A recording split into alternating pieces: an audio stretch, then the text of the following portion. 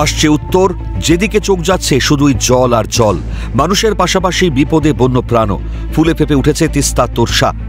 লাল সতর্কতা জারি হয়েছে। জলে প্লাবিত জলদাপাড়া জাতীয় উদ্যান। সেখান থেকে তোরসার জলে ভেসে আসতে দেখা গেল এক গন্ডারকে। প্রাণপণে প্রবল বাঁচার চেষ্টা করছে, কিন্তু জলের স্রোতে ভেসে চলে যেতে দেখা গেল। এই ভিডিও দেখে কেঁপে উঠেছেন অনেকেই। চেষ্টা করলেও বাঁচানোর উপায় নেই।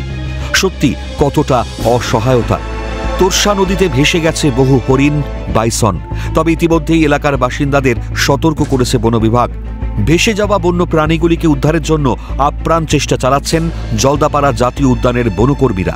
অন্যদিকে ময়নাগুড়ি ব্লকের ডালের মাথা এলাকায় জলঢাকা নদী থেকে উদ্ধার গন্ডারের মৃতদেহ। খরস্রোতা জলঢাকা নদীতে ডুবে মৃত্যু হয়েছে বলে প্রাথমিক অনুমান। অতিরিক্ত বৃষ্টিতে শুধু যে মানুষের ক্ষতি হয়েছে তা নয়, বন্য প্রাণীও কিন্তু বিপন্ন।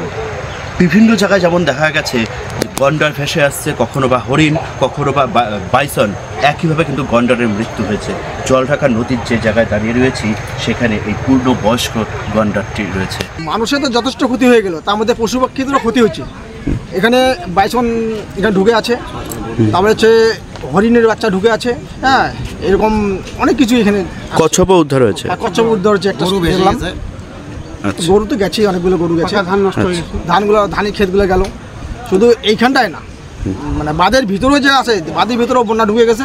কারণ বাঁধটা তো যেহেতু ভেঙে গেছে, ওইখানটা কামারি বাড়ি ওখানটা বাঁধটা ভেঙে গেছে।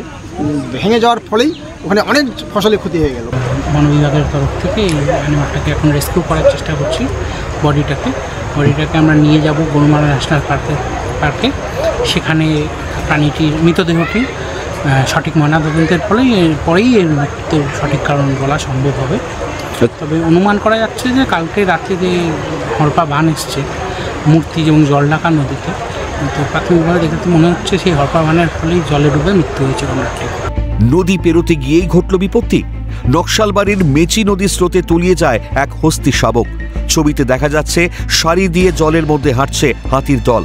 জানা গেছে নেপাল থেকে ভারতের কলাবাড়ি বনাঞ্চলে প্রবেশ করেছিল প্রায় 30টি হাতি। আচমকা নদীর জলস্তর বাড়তেই দলছুট হয়ে তলিয়ে যায় হস্তি শাবকটি। কোনো মতে জল পেরিয়ে চাষের জমিতে ঢুকতেই স্থানীয়দের নজরে পড়ে। বন বিভাগের কর্মীরা গিয়ে উদ্ধার করে জঙ্গলে ফেরানোর ব্যবস্থা করেন।